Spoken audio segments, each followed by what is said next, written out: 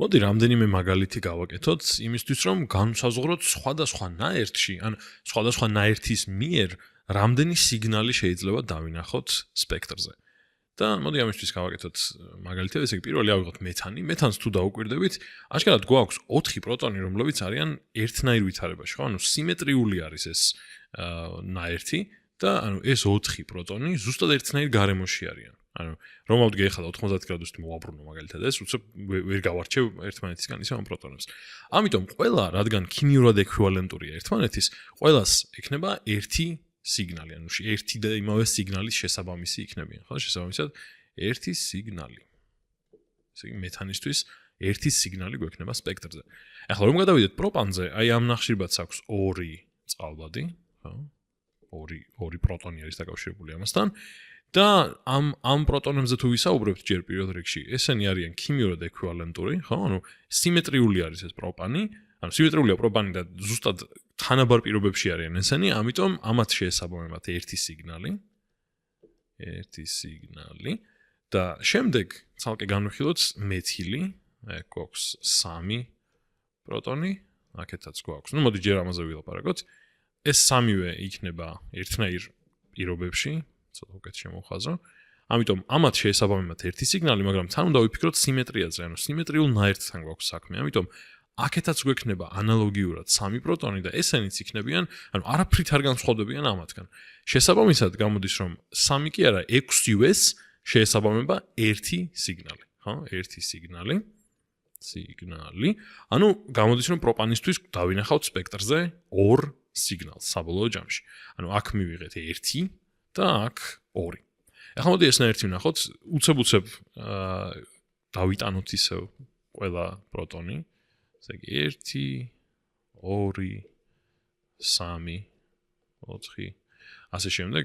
თან არ შეგიძლიათ სანამ მე ამას ვაკეთებ, თქვენ თვითონ სცადოთ განსაზღვროთ, რამდენი სიგნალი შეიძლება გქონდეს აქ. თან თუ დაუკვირდებით, უმეტესობა არის მეთილი და თან სიმეტრიული არის ეს ნაერთიც. და აი მაგალითად რომ განვიხილო აი ეს 3 პროტონი, რომელიც 1 მეთილის 3 პროტონი არის, ესენი არიან ერთმანეთთან ქიმიურად ექვივალენტური ერთმანეთის მიმართ, მაგრამ სიმეტრიული არის ეს ნაერთი და არაფრით განსხვავდებიან ესენი მაგალითად აი ამათგან, ხო? ან მაგალითად ამათგან. ანუ ამიტომ გამოვა, რომ ამათ ყველას ექნებათ ერთი სიგნალი შესაბამისი. სიგნალი, ანუ ერთნაირად იქცევიან ქიმიურად ექვივალენტურები არიან, ამიტომ ერთი სიგნალის შესაბამისი იქნება ამათი სიგნალების სპექტრზე. და რომ განვიხილოთ ახლა მაგალითად აი ეს პროტონი, ეს განსხვავდება ამ ვარდისფერით, რაც გამოვყავი მაგ პროტონებისგან, მაგრამ ქიმიურად ექვივალენტური არის აი ამ პროტონის. შესაბამისად ამათთვისაც გვექნება ერთი სიგნალი. ანუ გამოგვივიდა, რომ აქაც სპექტრზე დავინახავთ ამ ნაერთისთვის 2 სიგნალს. მოდი გავაგრძელოთ, კიდევ რამდენიმე მაგალითი გავარჩიოთ, რაც მეტი მით უკეთესი.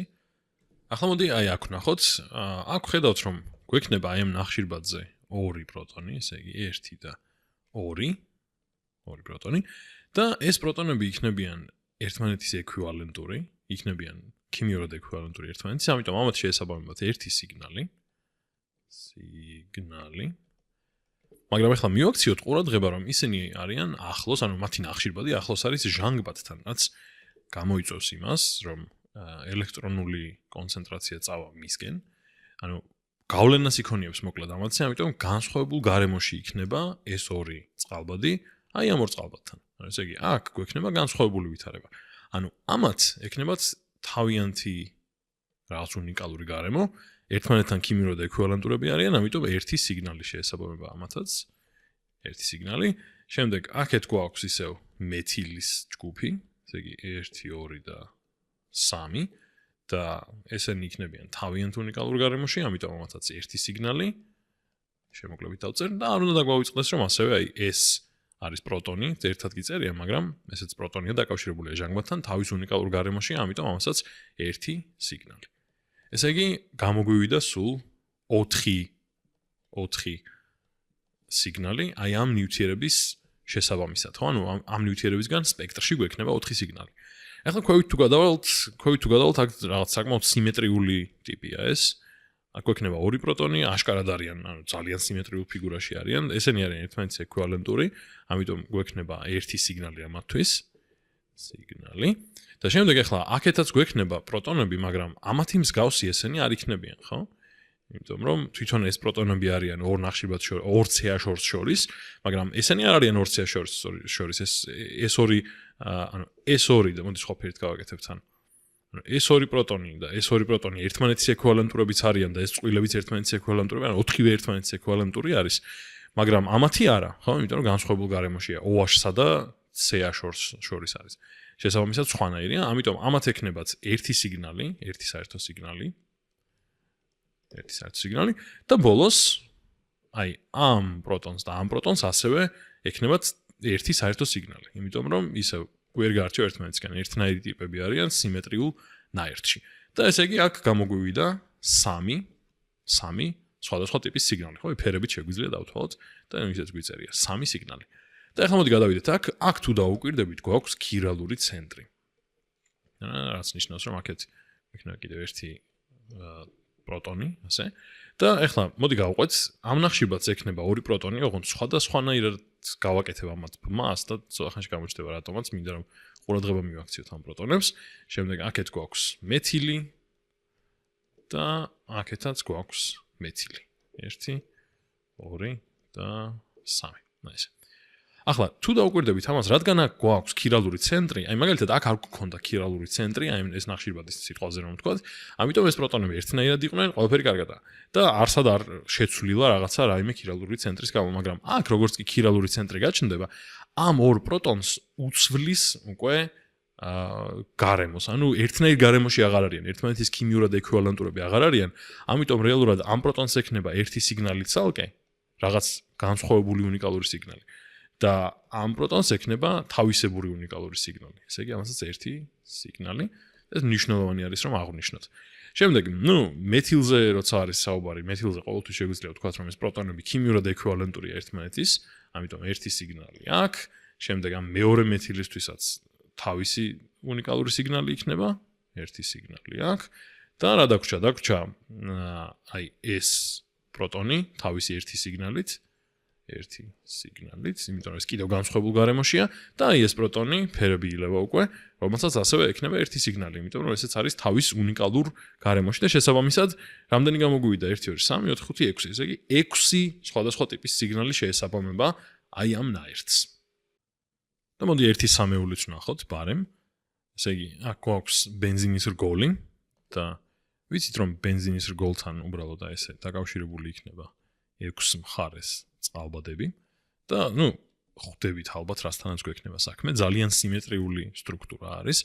ანუ შეგიძლიათ სიმარტივისთვის, გამიგია რომ რატომაც ზოგს ეს უმარტივებს კიდევ უფრო წარმოდგენას. არ ვიცი რატო სიმართლე გითხრათ მე ჩემთვის დიდად არაფერს ცვლის, მაგრამ ზოგისთვის უფრო მარტივი არის სიმეტრიის წარმოდგენა, როცა რატო არ გამოვიდა. როცა შუაში ესე ხატავენ წრეს. არ ვიცი რატო. ეხლა უფრო სიმეტრიულია. ამბობს ზოგი.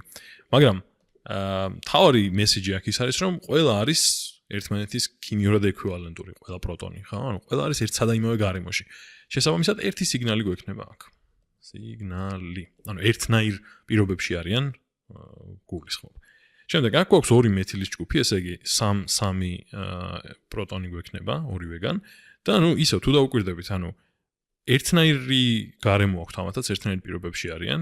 ეს მეთილის ჯგუფი კავშირში არის ჟანგბადთან, ჟანგბადი კავშირში არის ბენზინის ჯგუფთან და ანალოგიურად ესეც, ამიტომ ამათ ექნებათ ერთი სიგნალი. და შემდეგ 1 2 3 და 4 პროტონი გვაქვს და აი ნებისმიერი რომ განვიხილოთ, აი მაგალითად ეს პროტონი რომ განვიხილოთ. კავშირში არის ნახშირბადთან მეზობლად ყავს ნახშირბადი, რომელთანაც ორმაგ ბმაშია და მეორე მეზობლად ყავს ნახშირბადი, რომელიც ჟანგბადთან არის. ეხლა ეს რაც ვთქვი ამ ნახშირბადზე, თუ დაუკვირდებით, ყველა ნახშირბადისთვის სამართლიანია, ასე რომ გამოვა, რომ ყველას ექნებათ ერთი სიგნალი. ანუ ქიმიურად ეკვივალენტურები არიან ესენიც, ესე იგი ერთი სიგნალი მაგაც და ჯამში გამოგვივიდა, რომ ამ შემთხვევაში გვაქვს ორი სიგნალი. ანუ ამ ნაერთისთვის გვაქვს ორი სიგნალი. და ბოლოს ისე, უბრალოდ ხალისისთვის, შევხედოთ კუბანს, რომელიც არის ცალსახად თუ დაუკვირდებით, იმდენად სიმეტრიული ფიგურაა, როგორც მეატრიალო, მოატრიალო, განსხვავებას ვერ დაინახავ მაინც, ყველაფერი სიმეტრიულად არის აქ, ერთი სიგნალი ექნება ამასაც. სიგნალი. ერთი სიგნალი გვექნება ამ ნაერთისთვის. და მოკლედ ეს იყო პატარა გავარჯიშება იმაში თუ რამდენ სიგნალს შეიძლება ველოდეთ, რამდენ განსხვავებულ სიგნალს რაღაც ნაერთებისთვის მხოლოდ სტრუქტურულ ფორმულაზე დაკვირვების მიხედვით.